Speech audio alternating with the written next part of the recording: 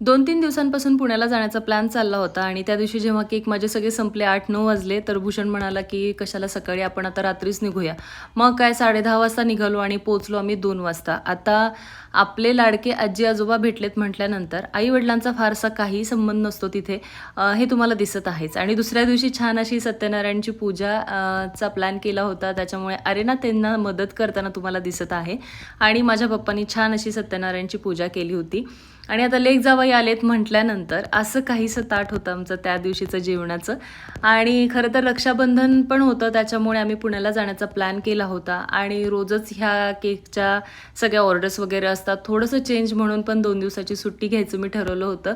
आणि खरंच हे 2-3 दिवस मी खूप जास्त एन्जॉय केले.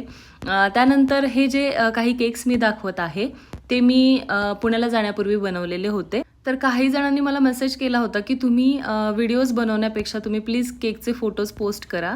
म्हणजे आम्हाला पण डिझाईन बघून करायला थोडीशी मदत होते. तर मी हे ज्या व्हिडिओज बनवते ना, त्याचे सगळे फोटोज मी माझ्या प्रोफाईलला पोस्ट करते. कधी-कधी थोडासा उशीर होतो, पण करते नक्की. त्याच्यामुळे तुम्ही तिथे प्रोफाईलला जाऊन नक्की चेक करा.